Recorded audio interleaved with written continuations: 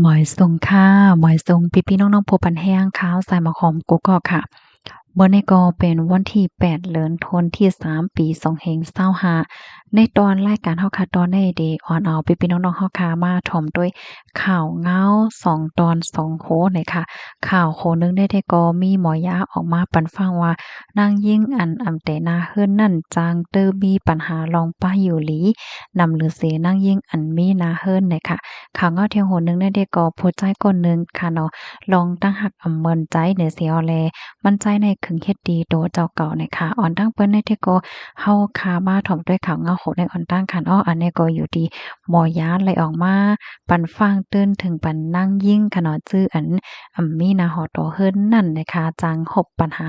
ลองไปอยู่หลี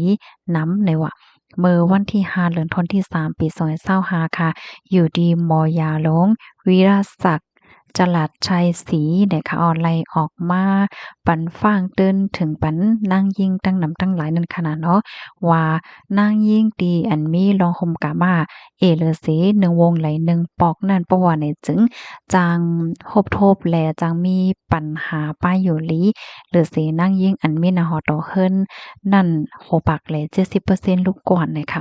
ถ่อมยอก็เหมือนหังลิโตอกตกใจว่าให้เฮ็ดนะคะ อันลองในเนี่ยค่ะเนาะก็อยู่ดีตั้งฝ่ายผู้ค้นคว้าเขาค่ะเนาะก็เลยค้นคว้ามาเข้าตั้งหึงนั่นค่ะน่ะเนาะเฮียงแลว่าจังไหนแหน่นางยิ่งตีอันมีนาหอตอเฮิรนเนาะอันนั้นก็อันอยู่ก็เหลียวในก็เตจังมีปัญหาลองไปอยู่หรือ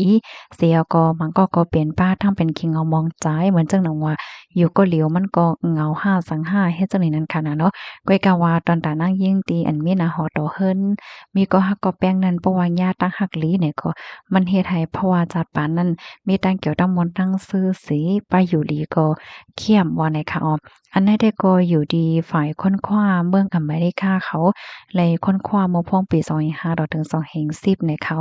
มีนางยิงเซียนอายุ20ถึง59ปีเขาโฮมได้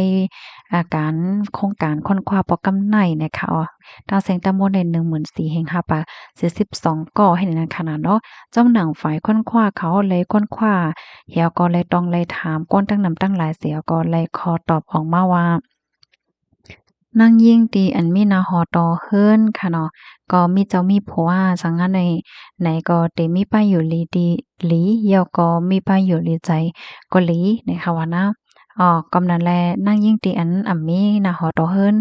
มีก็มีผัวนั่นไหนก็จางมีปัญหาลองป้ายอยู่ลีในนำเลอเสนางยิ่งอันมีนาเฮิรนหมดนั่นโหปากเลย70%รู้ก่อนว่าจากหนังไหนเนี่ยค่ะก็เปิ้นนั่นแลการมีนาหอตอเฮิรนให้เป็นลองดีหลีค่ะเนาะการมีนาเฮิรน อุ่นอกอุ่นใจในมันเตหลีดอนตาโตดอนตาป้าอยู่หลีและดอนตาใจจังให้ป้าแทงลูกก่อนนะคะหมายต้องค่ะนะได้แต่ก็เป็นตอนตานั่งยิ่งตีอันย่าก็กูตีหลีนั่นขนาดนี้เพราะว่าย่าก็กลุ่มหลีได้ก็กลุ่มเลยวนเลยไม่เลยให้จ้อมในแต่ก็ยิงแค้นเด็ดตึกเคิกป้าอยู่หลีโตป้าอยู่หลีใจยาวนะคะเอากับนั่นแหละการตีมีก็กูตีหลีเนี่ยก็เป็นลองตีหลีนั่นค่ะนะเนาะตอนดาเพราะว่านั่งยิ่งให้ในเขา เฮแลสังว่าอำญาก็กูติหลีเนี่ยก็การอยู่โตแล้วแล้วกว่าก็เป็นลองมันก็อำใจเป็นลองตีหลีอายอย่าก็อำใจว่าเป็นลองตีหลีไม่ใจแห้งดังเก่าเนี่ยค่ะอธิกรรมมันได้ก็มันอยู่ดีลองไว้วางใจก้อยเนี่ยค่ะเนาะมันก็ในหันเปิ้นมีก็มีกูเจ้าก็อำมีเนี่ยก็คอยหนาในสิเตเลยว่าจังเหือว่นนำคำใจไว้อยู่เฮเนี่ยจังไหนก็มีก้อยก็ว่านางยิ่งหมังก็ซ้ำอยู่ก็เหลียวก็บ่หาตั้งซื้อปันตัวเจ้าเก่าเนี่ยก็ มันก็มีร้องข้องคำสังนั่นค่ะนะเนาะพี่น้องค่ะถอมยาวหันถึงเจอพองค่ะหนังหือก็สิเฮาเนาะบ่ได้เลยรับถอมเลยรับเลยฮู้กันนั่นก็จอยกันสืบเปิ้นแพ่แชร์กว่าเสกามในค่ะนะค่ะภายดีมุงมองไว้ว่าติมีนาฮอดดอกเฮิรนนี่ก็เตเลยเน็ตเอา5สังหารไหนค่ะเนาะย่อๆพี่น้องเฮาค่ะนะข้อมูลในค่ะเลยเป็นว่าที่ห้องการข่าวอีจันทน์ในค่ะเนาะไล่เตรียมตามไว้น่ะค่ะเพราะว่าเฮาค้ามาด้วยนาฮอดดอกเฮิรนได้แต่ก็จังหนังว่าค่ะเนาะเพราะว่าเป็น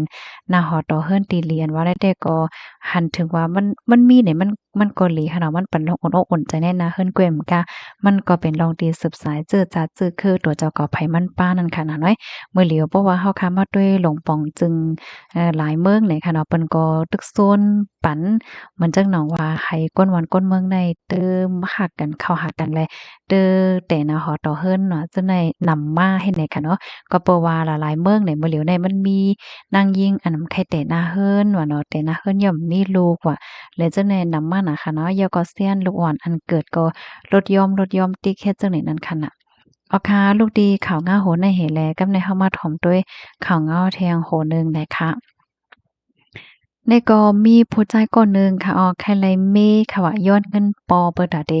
กว่าย้อนเมกว่าทำเมนั่นค่ะนะเนาะปอซ้ำอำปันเหี่ยวก็ใจเลขหนาเครื่องเฮ็ดดีต่อเจ้าก่อขึ้นเลยค่ะเมื่อวันที่5เดือนธันวาคมปี2025ค่ะเนาะเจ้าหน้าที่ฝ่ายจอยเทียมเพเนี่ยค่ะไล่รับตึงลาดว่ามีคนหนุ่มก้นหนึ่งเนี่ยค่ะขี่รถเครื่องมากึดไว้หิมหอมโขเฮนั่นน่ะเนาะอันมีว่าอยู่ดี เจเว้งบางบ่อใจดอนสมุทรปราการไหนค่ะอ้อมันจ่ายไหนก็ขึงเหมือนจังหนังว่าเต๋